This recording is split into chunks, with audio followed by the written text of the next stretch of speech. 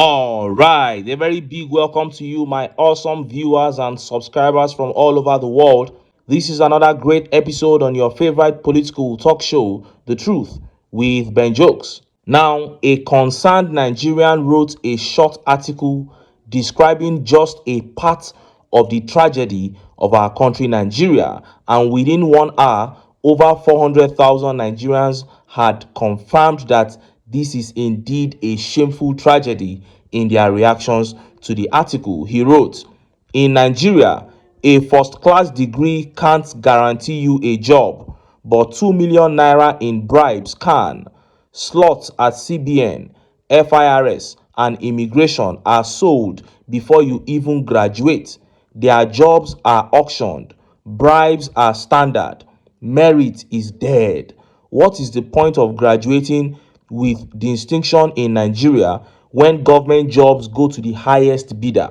Brilliant minds are idle while money bags with fake certificates run the system. This is how nations die silently." I read this and my heart broke anew, not because he said anything new, but because it reminded me of the fact that the solution to our problems is known to us all, but no one is sure if we are ever going to embrace it. The day Nigerians rise above tribe and religion, it won't take more than 4 months for us to begin seeing clear transformation in our nation. I pray and hope that that new Nigeria will come to be in our generation. Now, let us look at the top stories. The Nigerian political media space was set on fire hours ago when the coalition of political figures finally announced the formation of a new political party, and they submitted party credentials to INEC for registration. And concurrently, a civil society organization opened a discussion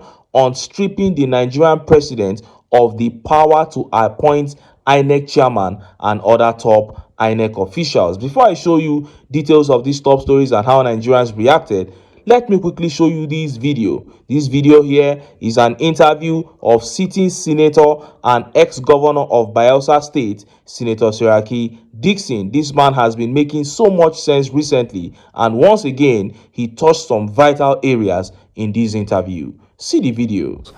What has been going on in Benue, Plateau, and so on in some other places is actually a collective assault. It's an assault on our collective psyche. As Nigerians and as human beings even. Talking about that, the president went there, which is good. But I think he could have gone there much earlier. But anyway, he went there. But I don't think that we had a very... the decisions and declarations that were made may not have been as forceful as some would have wanted.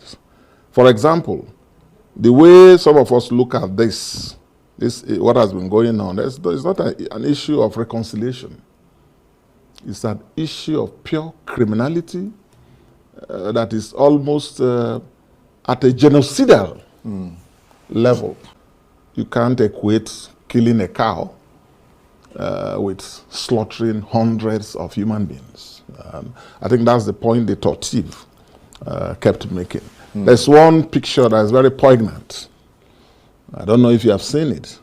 The picture of the lady who was in the hospital with her child, whose arm had been severed, and who looked away in protest about the actions of government. It's good that officials of the government went. I mean, the security chiefs were there. I spoke with the governor myself, and I know that a lot of security people were there and things are happening, but are they far-reaching enough, Charles? And are they after the fact? They are clearly after the fact. Look, I mean, we're not talking of preventing.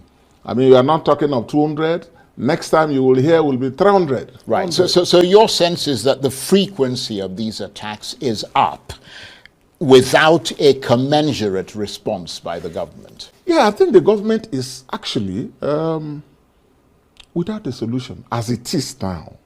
And I'm not talking of this government alone. The Nigerian state appears unprepared for the sort of violence that people are unleashing on fellow Nigerians. And you just said the Chief of Defense Staff tell you that he thinks that there are foreign elements coming in. And these are not just criminals like that. These are mercenaries. These are actually commando units of foreign armies trained elsewhere and so on, well equipped, well armed, well prepared tactically. Sometimes even more so than our. And our system is completely unprepared for that. You heard that. Now, the picture he was actually talking about is the picture you are seeing on your screen there. A woman in the hospital with her son. And as you can see, part of the son's arm has been cut off. That is the SGF, George Akume there, leading the team that came to pay, a condolence visit in that hospital. The woman doesn't care. She looked away. She has completely given up on government because obviously her life has been cut short by more than half. Maybe she has even lost a child.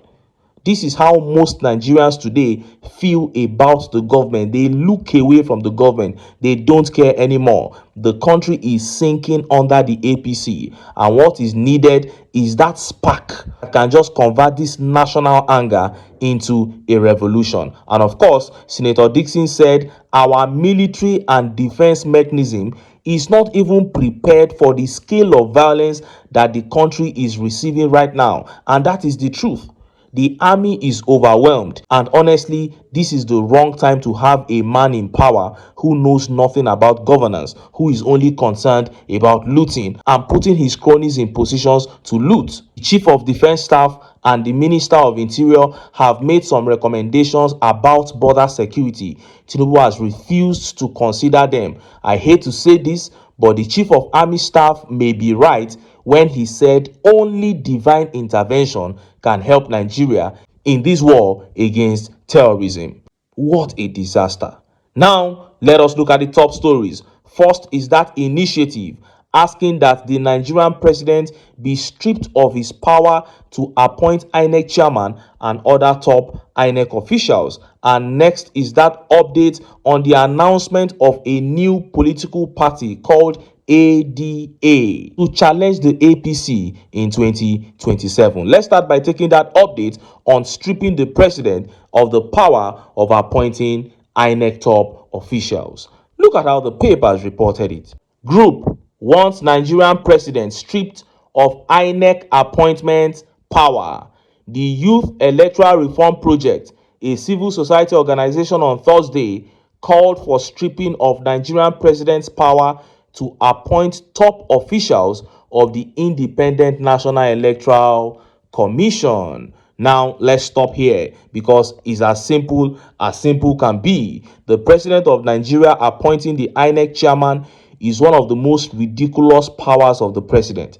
It is the highest form of fraud, and I wonder why we haven't had this discussion long before now. This is like a footballer appointing the referee in a match that he's playing in. It is even worse because the match is played publicly. This one, INEC, they do their things in secret, and then the person you appointed is the one in charge. No, it doesn't make sense. I know that even if you change the process of appointment, it can still be corrupted, and whoever is appointed can still be bought over, but it will become a bit complicated. This shameful idea of the president appointing INEC chairman, INEC commissioners, all the returning officers, then he appoints the chief judge, he appoints the IG of police, chief of army staff, chief of defense staff, MD of NMP's Habba.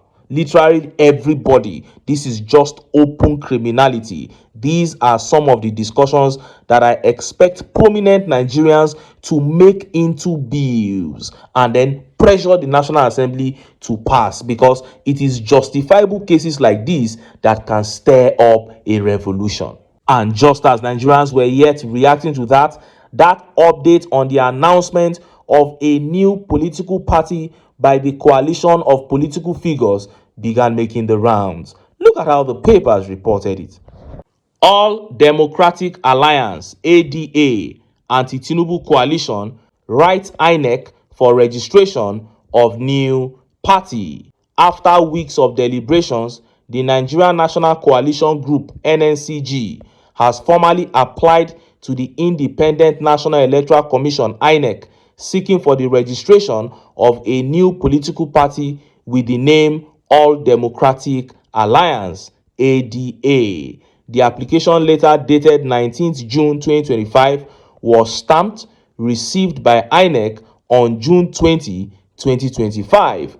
A copy of the letter, which was signed by the association's pro tem national chairman, Chief Akin A. Ricketts, was cited by Vanguard in Abuja on Friday. The letter read in part, "Application for the registration as a political party. We respectfully write to the Independent National Electoral Commission (INEC) requesting the registration of our association, the All Democratic Alliance (ADA), as a political party. This is sequel to the decision taken by the Nigerian National Coalition Group to sponsor our association for full registration.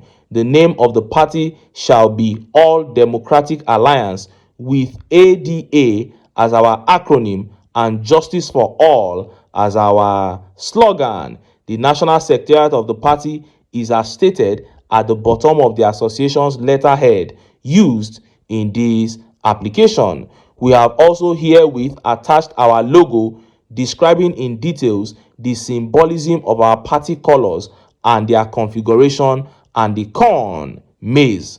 While we eagerly await further action from the Commission on the next step forward towards attaining our desired goal, please accept the consideration of our highest respect.